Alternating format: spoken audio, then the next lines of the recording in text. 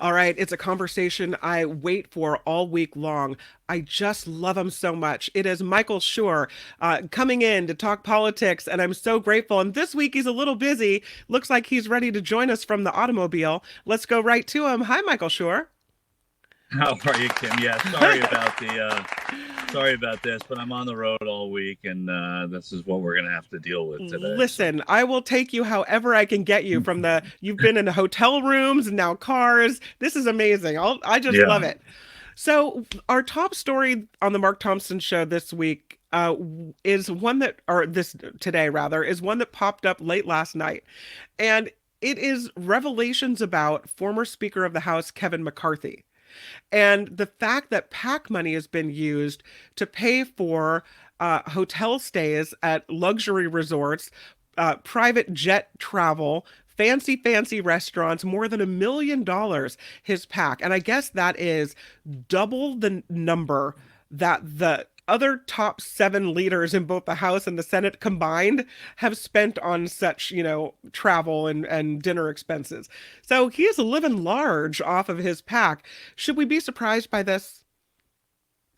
These are the sorts of stories that I don't get too upset about, because somebody's got to be in first place for money spent. And I guess if you say it's more than twice, it's more than twice. Yeah. I think it's a failure of the system more than it's a failure of the former speaker. So there's a lot to be critical of when it comes, and Republicans and Democrats alike have joined in that fray when it comes to criticizing Kevin McCarthy. And perhaps he did too much of this. He was one of the reasons that a lot of Republicans bemoaned his departure from the speaker's chair is that he was a prolific fundraiser.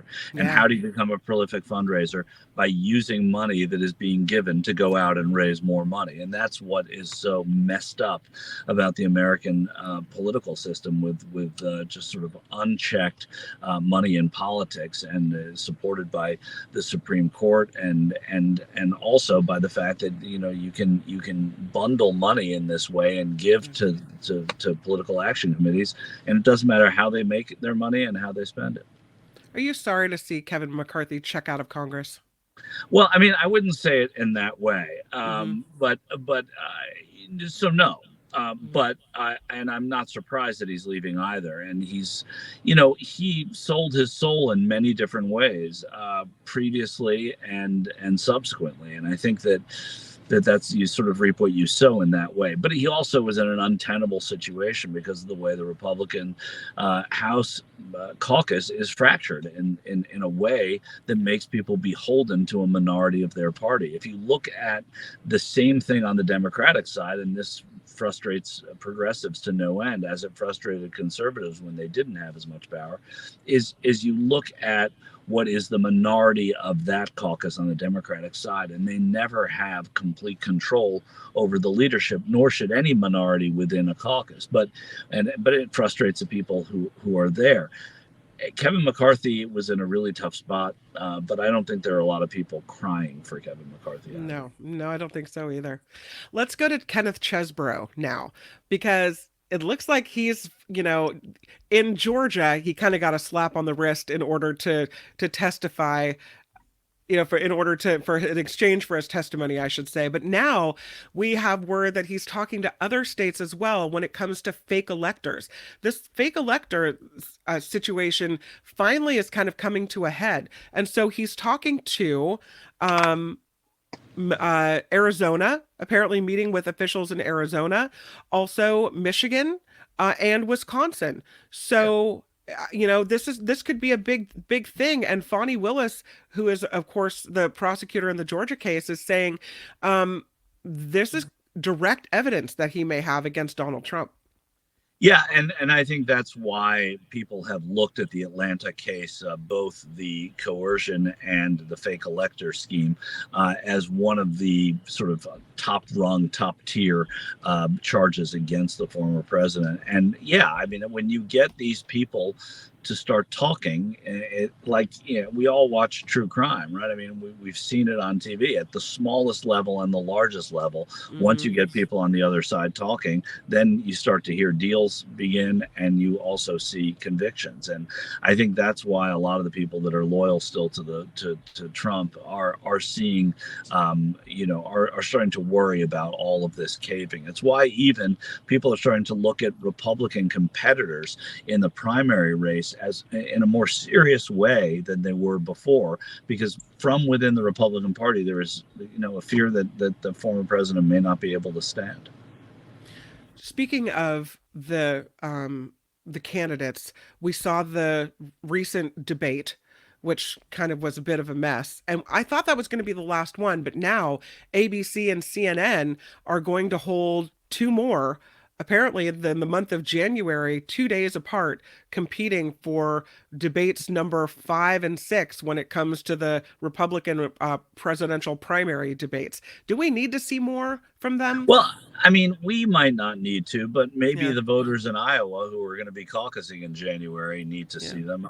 It's a rite of passage. These regular debates among candidates, and they are the candidates, and Trump is invited each time. And even you'll remember in Iowa, as in the 2016 election, Trump didn't attend one of the debates. He went and had his own kind of rally at Drake University where he took money from veterans. It was supposed to be in support of veterans, and nobody really ever knew what happened to the money that he got from the veterans that he was supposed to be giving to. He's supposed to be giving money to the veterans, and nobody ever knew if he did that. I think that yeah, sure, it's a good thing. I think all these debates are a mess. I don't Mm, know really, in fairness, when we last said that, and we have said it, but when, oh, that was a really great debate. mm-hmm. Uh, and it's not something we regularly hear anymore. But I think in the last cycle there was a Democratic debate or two that people said, okay, there was a lot more substance. I do think that when you watched the debate from last Wednesday night, you did see, or a couple of nights ago, Chris Christie, I think, gave a real case as to why his opponents are not viable because of their blind support of someone who he has criticized immensely. Of course, he's not going anywhere in the polls. He has admitted as much, but I think as that narrative begins to seep in a little bit, it could have an effect, and two more debates may help that as well. You mentioned a question mark over Donald Trump, especially with all these legal cases playing out. But there's an article today where Mitt Romney and Lindsey Graham and others are saying, it looks like the cake is baked. It looks like Trump's the nominee. And this is just what we're kind of now putting a stake in it and moving forward because that's how it appears. Yeah, I don't dispute that either. What I'm just saying is that it might not be up to common wisdom here, right? Hmm. I mean, what I believe what Graham and Romney say, and I think the vast majority of people do, but there's something we don't know yet. And that something we don't know could change the equation of this election immediately. And so I think the people that are hoping for that are looking at the cases like you were just talking about, Kim, and the Chesbro stuff in those 4 states, and saying, well, you know what, maybe that's going to be the thing that finally makes it so this guy can't run, right? I mean, Chris Christie the other day called him a felon who might not even be able to vote in the next election. Yeah. Hmm. So to be able to run, I don't know, and it makes a lot of sense. It does look like this cake is baked, but it also looks like the recipe for this cake is very flimsy, and so on both sides, really. So we'll see. Do I have you for a couple more minutes or do you have to go? No, you got me. You got me for a couple more minutes. You Okay. got, Because I know you four, said you might have to cut it short today. yeah, So 4 or 5 minutes. I think just we're good. raise your hand if you got a jam. But I wanted to bring up the Raise your, charges that raise your hand if you think that maybe there's too many charges filed against Hunter Biden. 9 counts, 3 of them felonies in this tax evasion case. And while I don't think that it's not unreasonable for people who have not paid their taxes to face charges. I wonder if you or I had done the same thing, but we didn't have that Biden name and our father wasn't president, if we would be facing the same penalties. Yeah, a lot of Republicans, a lot of Trump supporters that I speak to out here in the world, think that Hunter Biden's he's getting too good a deal, or he got too good of a What? deal last time, and Yeah, no, really, that they think that if it were anybody else, I mean, that's the sort of blinders on that people have. If it were anybody else, he'd be in jail. Well, that's not true. If there were anybody else, he wouldn't be treated as harshly as this. The optimistic way of looking at this, and a lawyer who I spoke to yesterday said this is that the more charges you have, the easier it is to deal and get a settlement, because you can they can drop a bunch of them and you can make a deal on a couple of them, and then Yeah. everybody goes happy. So yeah, they really threw the book at somebody, and if it were you or me, they would not throw the book at us in the same way, for Yeah, sure. it doesn't seem quite fair to me. And Right. I want it to be fair. If he's done something wrong, he should pay the price for that. But it Yeah. seems like this price is awfully heavy. It is, and which the price he ends up paying will not be as severe as it sounds when the indictments are handed down. So it's a little different. But when what you're looking at, is I wouldn't say it's politicized. It's the opposite of politicization. You have a Justice Department that is going after the son of a president. So Hmm. it is actually, the other side says, oh, it's a witch hunt. It's a partisan witch hunt for Donald Trump. You don't hear that as much from the Democrats. And again, it's not a former president. It's the son of a president who is not at all politically involved. Nonetheless, it's the last name, and it's an election year. Do you think that if Hunter Biden is convicted, that his father would pardon him? Did I lose you? No, I can hear you. Can you hear me? Oh no. Can you hear me? I I can hear you. Okay. Do I think that? You know, Maybe. What? Hi, it's Mark, and I thought that was great.